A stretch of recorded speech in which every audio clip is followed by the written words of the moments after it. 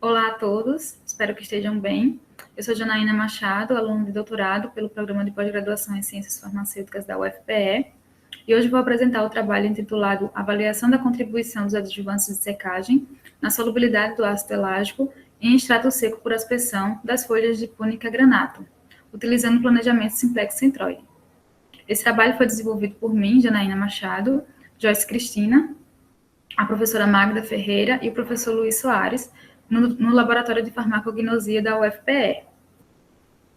Então, Punica granatum é uma espécie popularmente conhecida como romã, romanceira, e é bastante utilizada na medicina tradicional, principalmente os seus frutos, as cascas dos seus frutos, mas também suas folhas apresentam importantes propriedades, como a propriedade antioxidante, antimicrobiana e anti-inflamatória. Essas propriedades podem estar relacionadas à presença de metabólitos secundários, como os taninos elágicos, e consequentemente, o seu monômero, que é o ácido elágico. O ácido elágico ele apresenta uma baixa solubilidade em água, isso pode trazer algumas dificuldades no momento de desenvolvimento de algum produto através dessa matéria-prima, principalmente dificuldades na biodisponibilidade. Então, encontrar alternativas que melhorem essa solubilidade é um campo de estudo bastante promissor. Entre essas alternativas, a secagem por aspersão ou spray drying é uma das mais utilizadas para aumentar a solubilidade de determinados compostos, a partir da diminuição do tamanho de partícula. Então, é possível obter partículas de tamanho minúsculos, muito na escala do micrômetro, ou até nanômetro também, a partir dessa técnica. Ademais, também é possível utilizar diferentes adjuvantes que podem incrementar essa propriedade. Então, aumentar a solubilidade a partir de produtos secos por aspersão. Entre os adjuvantes que podem ser empregados, existe uma ampla quantidade de adjuvantes que podem ser empregados por esse tipo de produto. Porém, os três mais utilizados são o dióxido de silício coloidal, a maltodextrina e a celulose microcristalina. No entanto, na maioria das vezes são utilizados separadamente.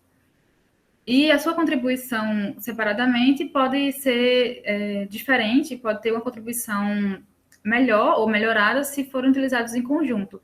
E para isso, podem ser aplicadas técnicas quimiométricas, como o planejamento de misturas, onde onde nós conseguimos fazer avaliação em diferentes tipos de misturas binárias até ternárias, de três diferentes tipos de componentes diferentes, ou seja, 3 adjuvantes.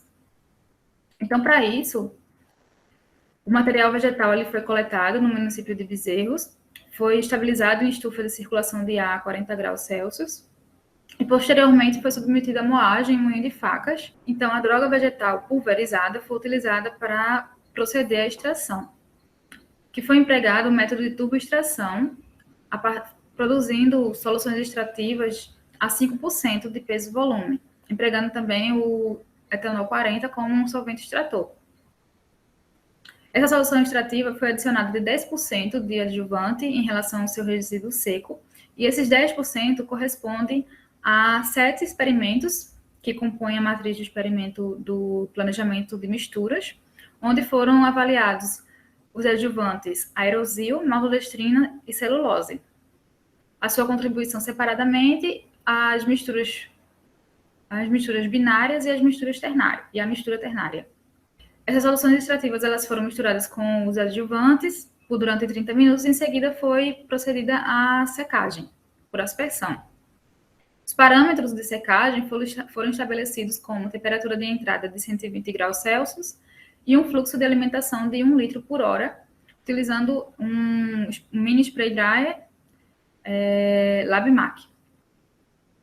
Em seguida, o extrato seco obtido a partir do processo de secagem, ele foi quantificado através de cromatografia líquida de alta eficiência, empregando como parâmetros um fluxo de fase móvel de 0,8 ml por minuto e um gradiente de fase móvel A e B, onde A é composta por água e B metanol, e ambos foram acidificados com ácido trifluoracético a 0,05%.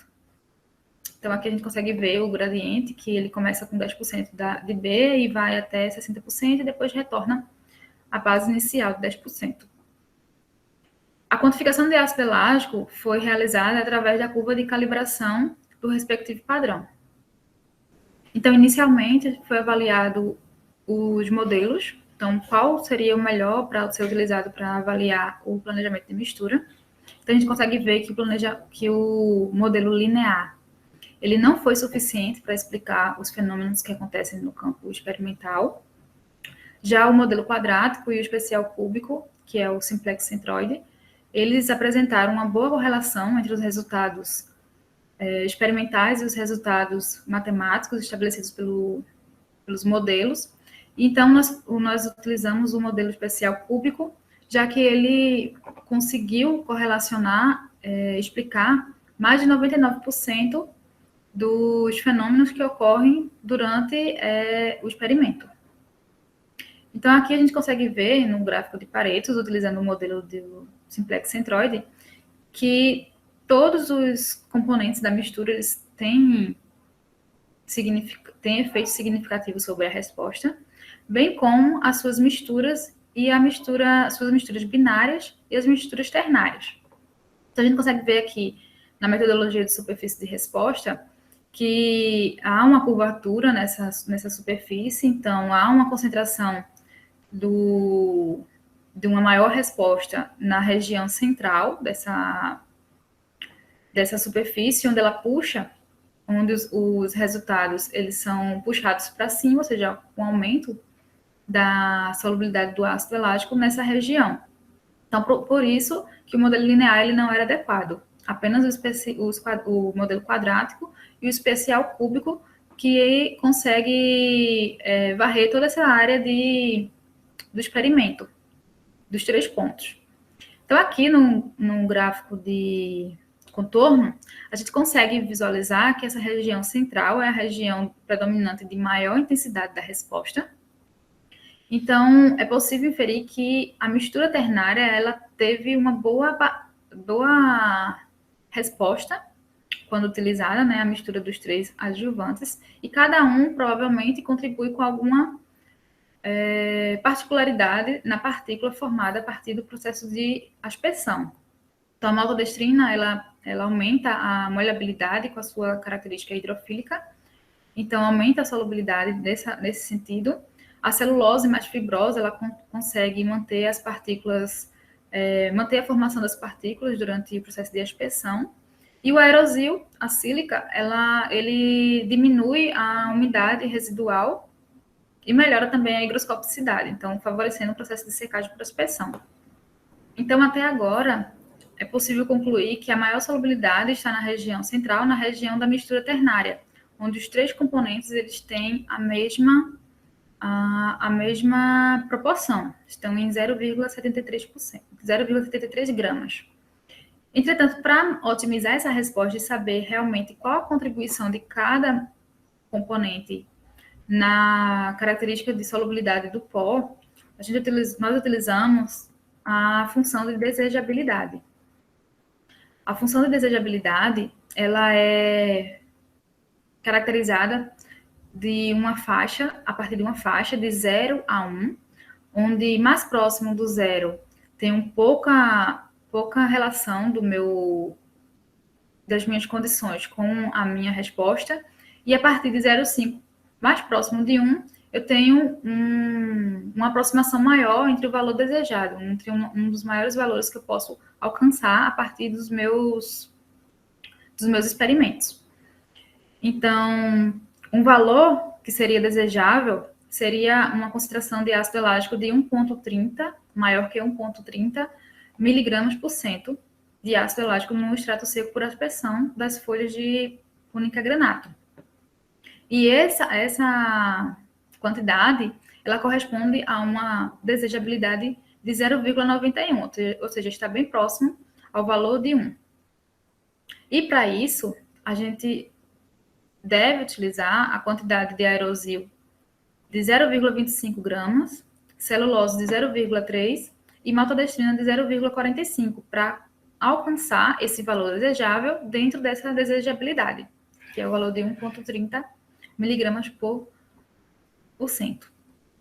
Então, com isso, é possível concluir que o planejamento simplex centroide foi adequado para avaliar as contribuições de cada adjuvante e inferir também que a contribuição de cada adjuvante pode ser relacionada à sua natureza físico-química, que vai contribuir para a resposta, que é a solubilidade do ácido elágico.